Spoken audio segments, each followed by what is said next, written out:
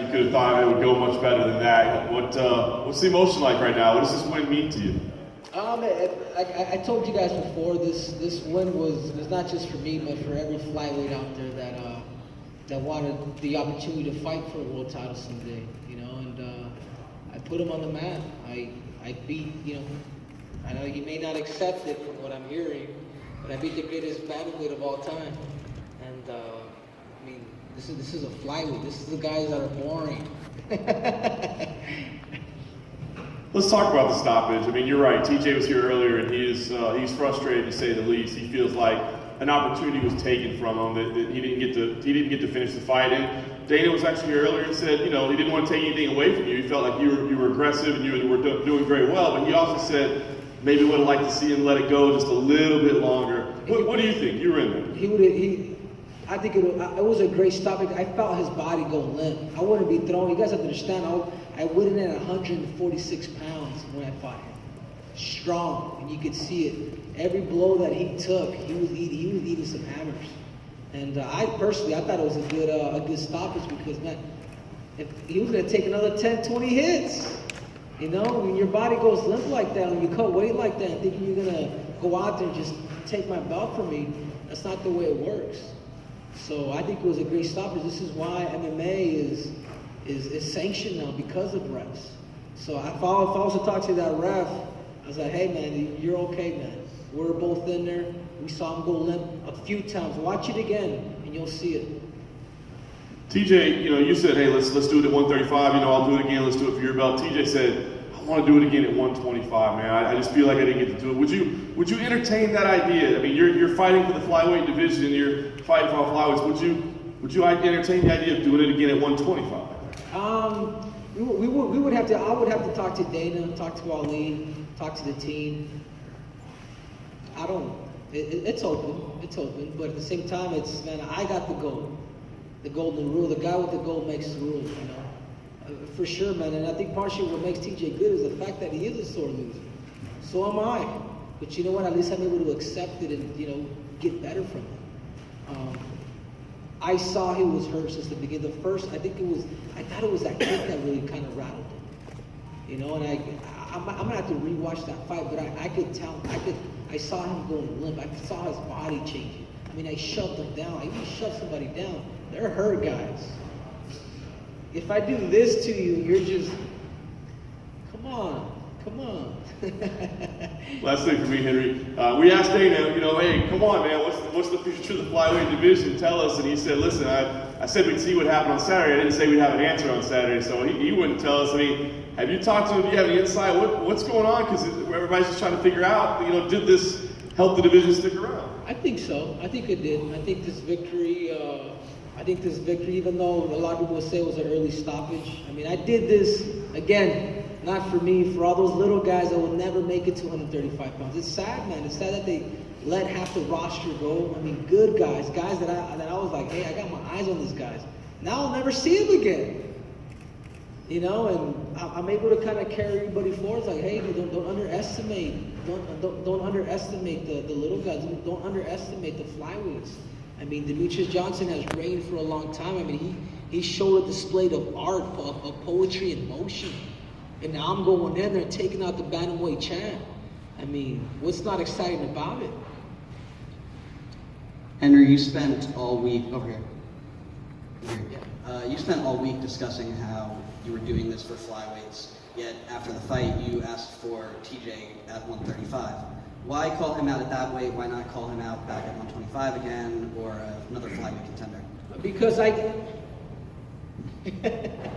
think Ali wants to answer that. Because I gave him the opportunity. It's part of this too, is added to my legacy. You know, I've done things at you know, from the Olympics to defeating two of the greatest, you know, fighters of all time. I feel like now it's okay, guys. I think I have the right to say, hey, give me a shot. Allow me to keep this about 125 pounds. You can get your rematch, but let's do it at 135 pounds. Give me a shot now. It's almost like the champ loses his juice, guys. He's gonna fight somebody. He's gonna go defend his title at 135 pounds, and and he's got a loss underneath me. That doesn't make any sense, right? Or maybe. I don't know. I'm just happy. Henry, you said it right there, you're happy right here. But is there any part of you that, doesn't feel entirely satisfied? I mean, Dana did say that he thought it was a terrible stoppage. TJ is very upset. There's feedback from fans. Like, this should be the greatest moment of your career, right? Is there any part of that that doesn't feel like that? No, I think, because to be honest with you, the greatest moment of my career as of now was beating Demetrius. And I've said it all along. I said, TJ is good, but he would never beat Demetrius Johnson. I've always said, DJ would stop him. Since the first time they asked me. This is why I even asked Dana White when they were trying to do the DJ fight. I texted him, I says, hey, give me TJ Dillashaw. If Demetrius Johnson doesn't want to fight him, give me him. I want him, and I'll do it for free. Because I knew Demetrius Johnson would beat him, and that just kind of solidifies kind of how the fight would go. I'm a big 25-pounder, man. I could easily fill into 35, no problem. I believe that I'll even be bigger than these guys at 35. With the team that I have, with the science that I'm using, guys, I'm strong. I'm strong. I have a great team behind me. I mean, and God bless whoever wants to fight me. So if you do go up, do you feel like, we've seen sometimes some men in the industry will have like 8 months to, put on the weight properly and everything. George St. Pierre always talked about that. Do you feel like you need a little bit of time to, be there? I know you've fought 135 in the past several times, but do you want to do it like over a certain time frame? I do, because now there's an X, man. When you beat somebody like TJ, everybody wants a piece of you now. And there's going to be a lot of naysayers. Oh, you didn't beat DJ, and now it was, they stopped it too early with TJ. It's like, God, when am I gonna get the respect that I need, that I deserve? When? But it doesn't even bother me no more, because, man, I got the credentials to prove it, and that's all there is to it. Just 2 more things. Do you catch Joseph Benavidez's performance tonight? I assume he would be the #1 contender if you and TJ don't run it back. You know what? I didn't. I saw the first round of his fight, but I was so busy. I just wanted to see how the first round went, and I closed my eyes like fights before. I had warm up and whatnot, so I didn't get a chance to see it. But I'd like to go back, and I heard it was a close fight though. And just last thing, you are the first owner of that new UFC championship belt right there. Just give us your thoughts on it. What do you think about that new belt design? It's cool. It's heavy. I think it feels like it's a lot heavier than the other one. I think it's something new. I wonder how long the UFC is going to keep that belt, but it's something new. So hopefully, I'm the first one to pose in it. So sorry. You guys like it? Growing up. You guys like it? Quick question for you, DJ. So obviously the fight. Good Lord. Sorry, I missed twice now. I messed up with you. I apologize.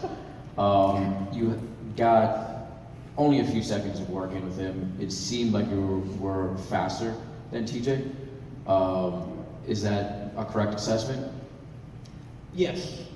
Maybe not faster, more explosive. I think my timing. I had studied this. I knew exactly his move. I knew all his smoke bombs. We went out and we hired. We got guys that know the system. We brought guys in from Holland. I mean, it was truly like a masterpiece of all these like great MMA scientists that we all came together. So I knew exactly when he was in a dip, not to overreact, and that's all she wrote. And I think I'm the one that came out. I was the aggressor. Like I went out there and I claimed my territory. For the record, I think he stumbled over his own feet when you pushed him. I think he got his feet caught up, unfortunately. I don't think so.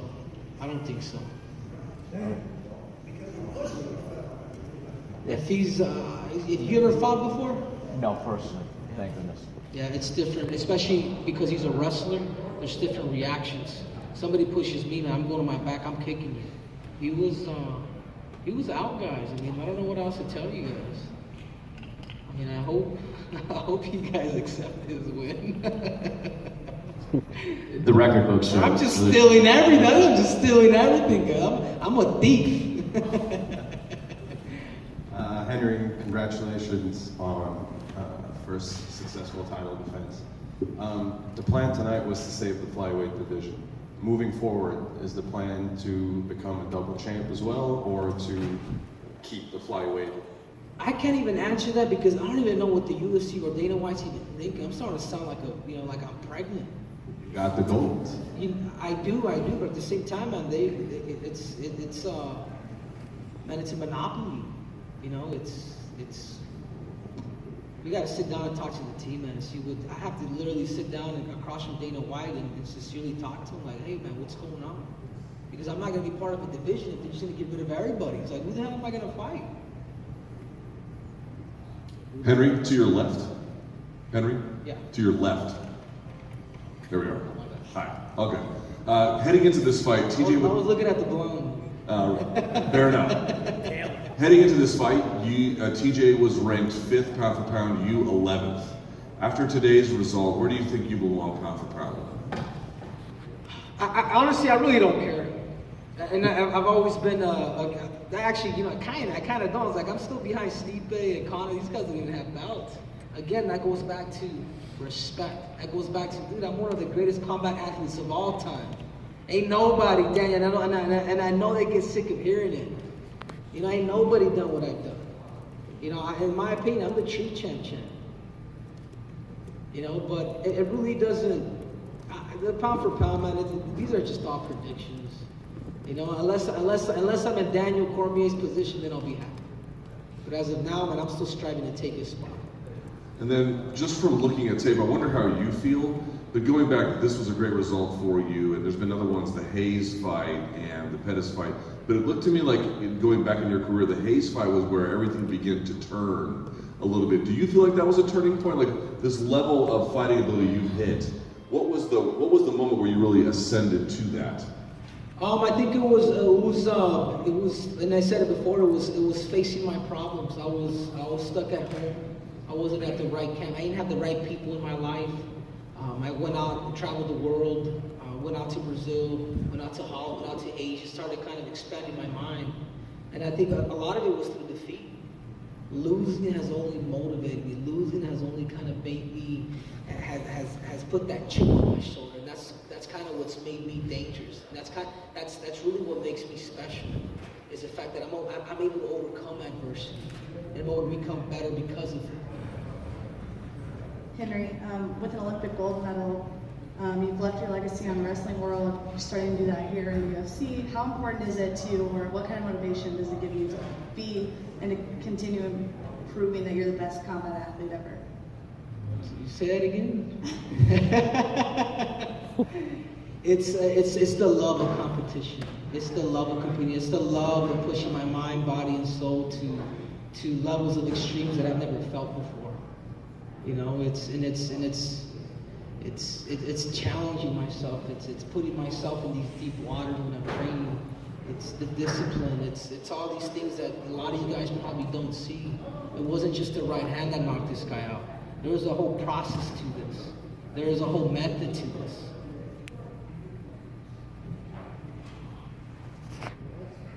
Where's Ariel Hawani? Where's he at? Where's Mr. Nose? I wanted some questions from him. He gets to sleep at 2 a.m. You mentioned earlier that you said you felt pregnant. Could you clarify this? I'm saying that because I keep nagging about the saving the flyweight division and all that. It could take a toll on you too. And I did all that. I did all that because for a reason, to bring attention to our division. Coming out with the snake, coming out with the gold suit with my gold medal, guys, this is I mean what I'm saying. I'm walking the talk too on top of all that. It's like, and now I just feel like it's just an echo. It's like when's Dana, when's the UFC gonna actually, okay, you guys are back in. So that's why I was feeling pregnant. A little bit off topic, but it's your first official title defense, and these new belts, you're supposed to acquire a new crystal with each defense. Does your belt have a new crystal for this title defense yet? No, I think they told me that they're gonna take it off and put one on. Is there one on there now? There is. Yeah, there is. I think it's like a red one. But it sucks because they used to. The only thing that I would complain about is they used to always give us a new belt every time you fight. So now they got a little smarter. We're just gonna add a little crystal now. A little budget cut, but I see you.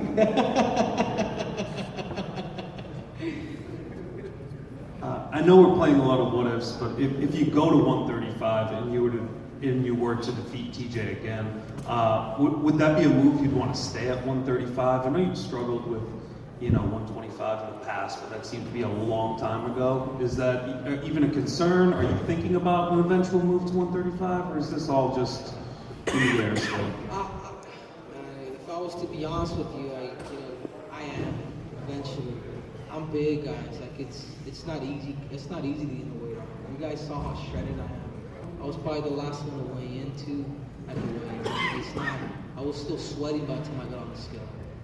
I sacrificed my body a lot. I'm gonna be 32 next month.